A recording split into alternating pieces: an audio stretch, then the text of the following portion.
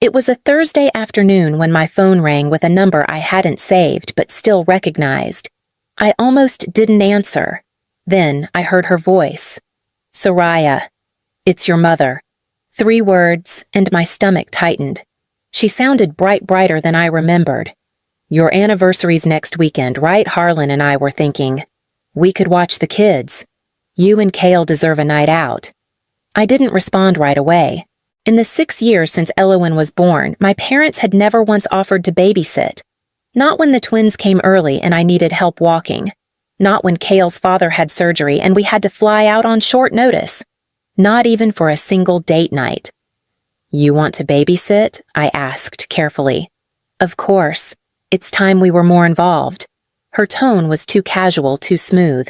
It made me feel off balance. When I told Kale later that night, he looked up from peeling carrots with narrowed eyes. "Your parents. The ones who didn't show up for Elowen's preschool graduation because it wasn't worth the drive?" I nodded. "She called it stepping up. Said we deserve a night off." He didn't say anything for a while.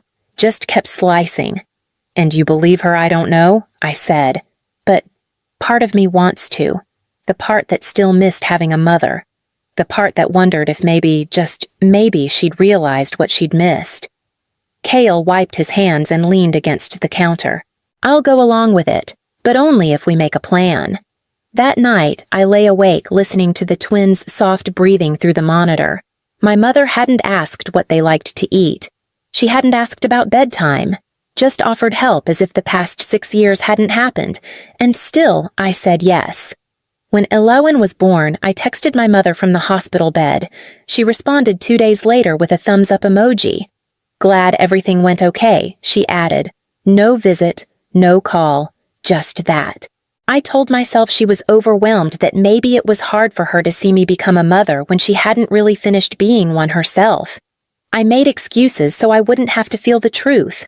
When the twins Bram and Jory took their first wobbly steps across the living room, Kale's parents were there clapping and filming with trembling hands. Odette and Harlan had been invited. They'd RSVP'd with silence. It became a pattern: birthdays, school plays, Saturday visits that never happened. Invitations met with absence, followed by long stretches of nothing. I used to send photo updates, little collages of milestones, messy faces, and wonky drawings. Then one day I stopped. I couldn't pinpoint when, but I know it was after Elowen asked, "Do Grandma and Grandpa not like us?" That night, I sat on the porch while Kale rocked Jory back to sleep. He joined me, cradling the monitor, and asked gently, "Why do you keep trying?" "Because I want to believe they care," I said. "Because they're my parents." He reached over and covered my hand with his. "Hope is good. But if you're not careful, it turns into a kind of self-harm." I didn't respond. I just stared out at the dark yard where the porch light made small islands of warmth on the grass. I hated that he might be right. I hated even more that part of me still hoped this babysitting offer was real, that maybe finally they wanted to show up for something. So when Odette texted the next day confirming Saturday at 6, I replied, "Thank you," and added a smiley face I didn't feel. They showed up at 6 on the dot. I actually checked the time twice, thinking maybe my phone was fast. Odette wore a coral blouse I hadn't seen before, bright and cheerful. She was holding a plastic container of something vaguely sweet-smelling. Harlan trailed behind a faded duffel bag slung over his shoulder. "Homemade lemon bars," Odette announced as she stepped into the foyer. I knew the grocery store packaging when I saw it, even if she'd tried to disguise it with wax paper. Still, I nodded and took them. Kale helped Bram tie his sneakers while Elowen proudly gave her grandfather a tour of the living room, pointing out where she'd hung her latest drawing. Harlan smiled politely, but his eyes kept flicking toward the hallway. He set the duffel down near the coat rack, then shifted slightly, almost unconsciously, so he stood in front of it. I noticed.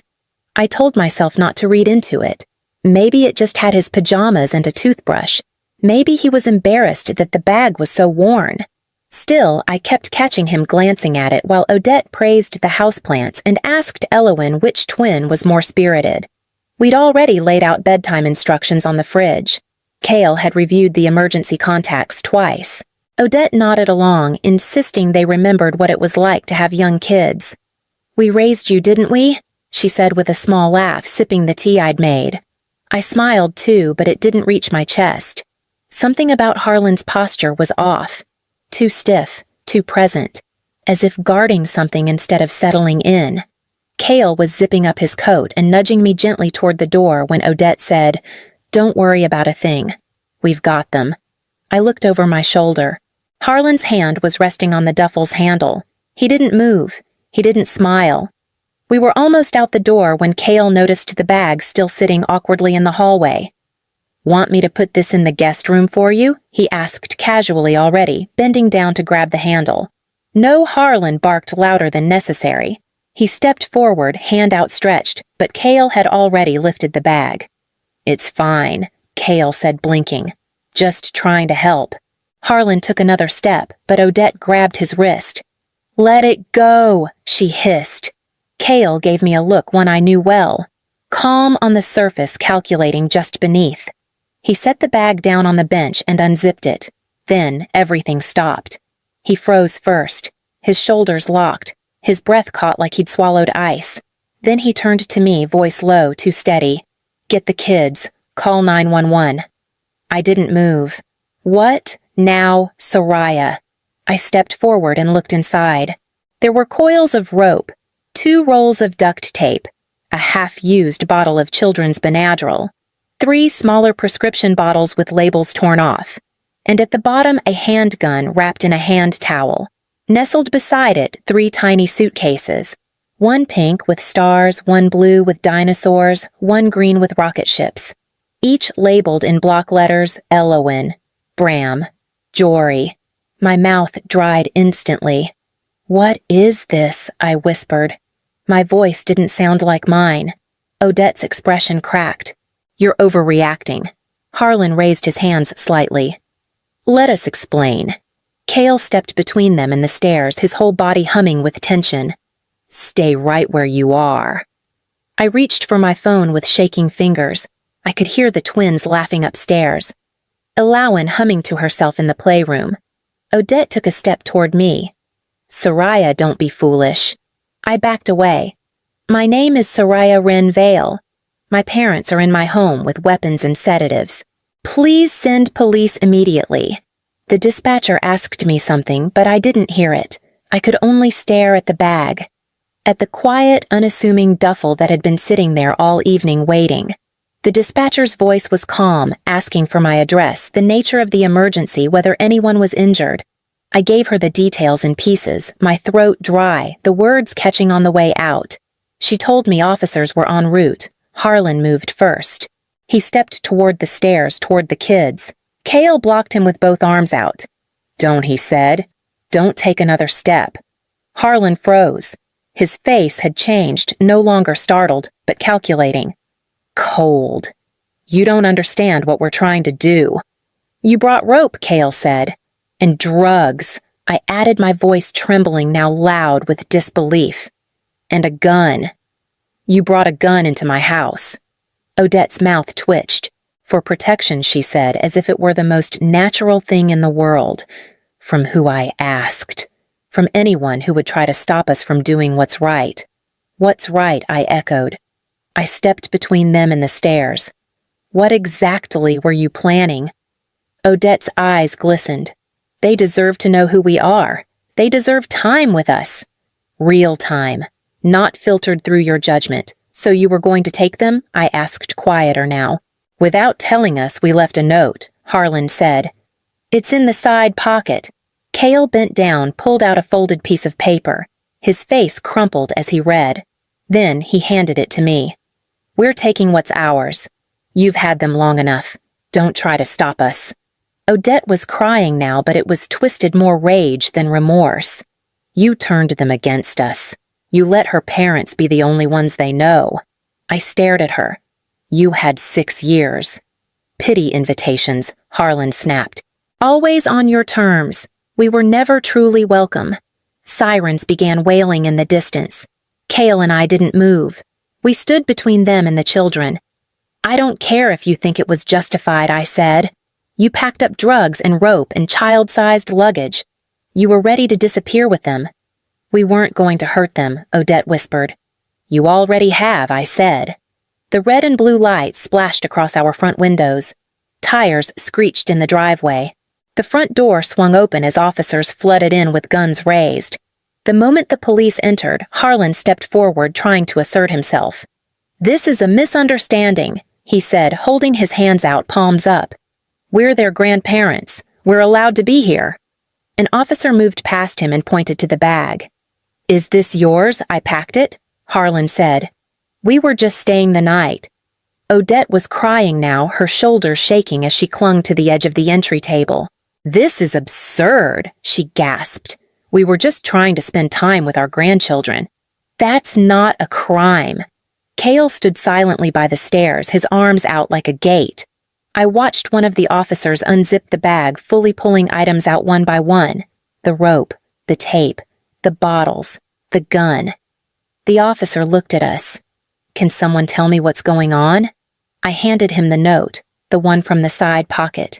The words were neat, deliberate, typed in all caps. "We're taking what's ours." "You've had them long enough. Don't try to stop us." The officer's jaw tightened. He passed it to his partner. Another officer gently moved Odette to the side as she wailed something about betrayal. "She's always been like this," Odette snapped, gesturing at me. "Ungrateful, closed off. We tried to love her and she shut us out. And now she's poisoning our grandchildren too." I didn't answer. There was nothing left to say. Harlan's voice cut through her sobs. "You've given her too much power," he told the officers. "We're their blood. That should mean something." "That's not how this works," one officer replied, already pulling zip ties from his belt. "We didn't intend to hurt anyone." Harlan insisted, his voice rising now. "We just wanted time.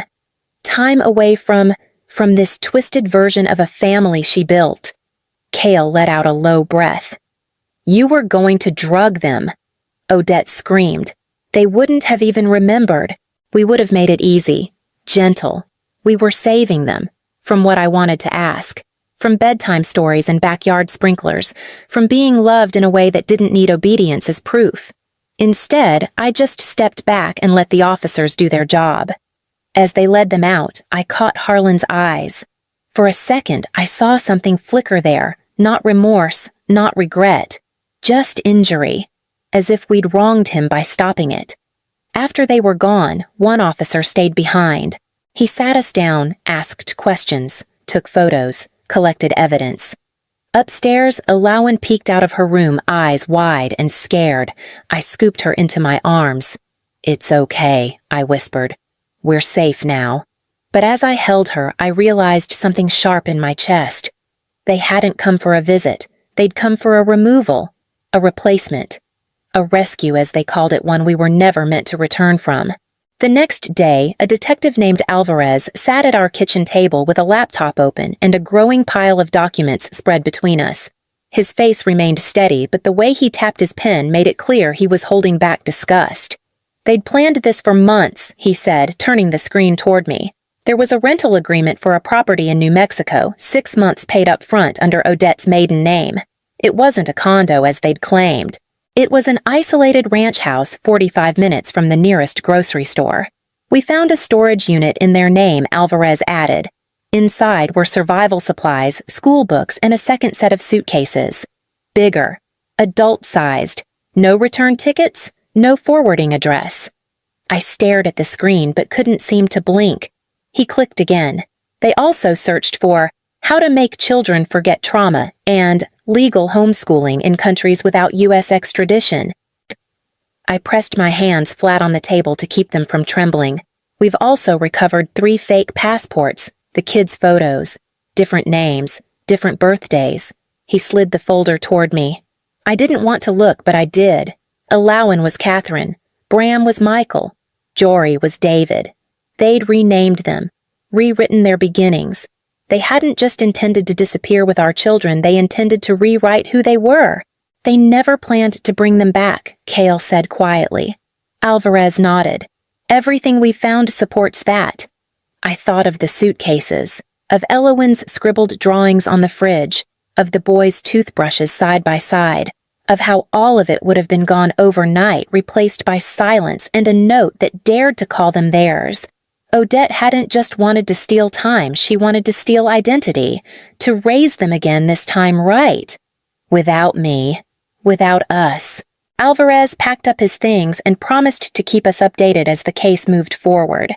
That night, I sat on the floor outside the kids' room long after they were asleep, unable to move.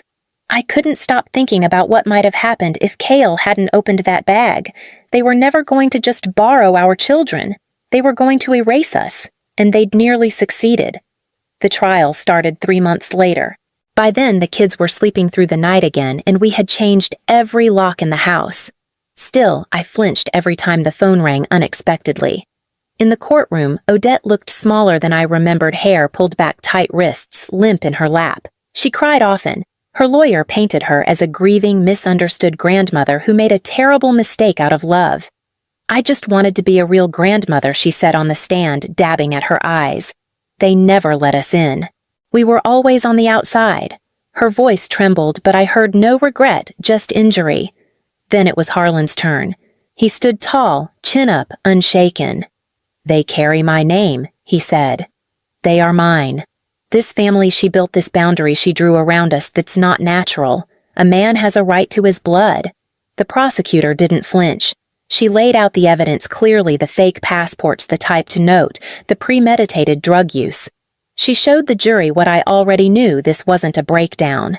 It was a plan. When I was called to testify, I focused on the facts. I didn't cry. I spoke for my children, not my anger. I described the bag, the way Harlan stood in front of it, the look in Cale's eyes when he unzipped it, the way Odette reached for me, not in apology, but in entitlement. "They didn't ask," I said plainly. They took. The jury didn't take long. Guilty on all counts. Attempted kidnapping, possession of controlled substances, firearm possession with criminal intent. Sentencing would come later. The courtroom emptied slowly, people whispering around us. Cale took my hand in the hallway, but I couldn't look at him. I stared down the long corridor instead, past the buzzing lights and peeling paint. I'd spent so much of my life trying to make them proud, trying to be something they could finally love. But all along, they hadn't wanted me. They'd wanted control. Even now, they couldn't see what they'd broken. And I finally understood: if they had never seen me as a daughter, they could never have seen my children as anything but trophies. 2 years have passed, but the weight of that night hasn't dissolved. It's just shifted. Alawan still checks the door locks before bed every night without fail. She calls it her superpower. We let her. We don't talk about why she started. The twins, now 5, barely remember any of it. Sometimes I envy that kind of forgetting. We never moved. Cale and I talked about it once, but ultimately we stayed. We changed the locks, added cameras, and repainted every hallway. There's a comfort in reclaiming the same space they tried to invade. Letters still arrive from the prison, always addressed in Odette's handwriting, sometimes a postcard, sometimes 10 pages. I used to read the first few lines. Now I don't even open them. Cale burns them in the backyard without a word. Last month I visited my cousin Mirelle.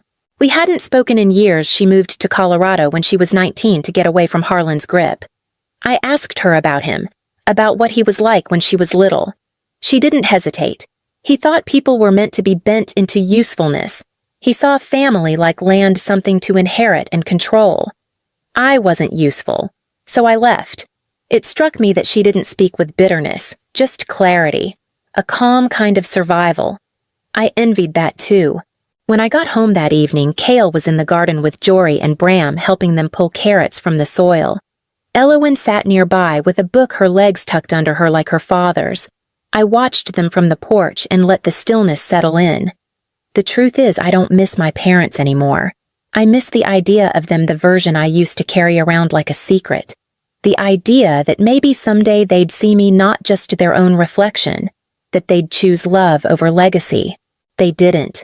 And I'm learning how to live with that. Because some stories end in fire, and some end in silence, letters, unopened names no longer spoken. We don't dress up or make reservations anymore. Our anniversary doesn't come with champagne or candlelight. It comes with pancakes, quiet walks, and all 3 kids piled into our bed before noon. Cale calls it our family anchor day. I think of it as the day we remembered what matters and what doesn't.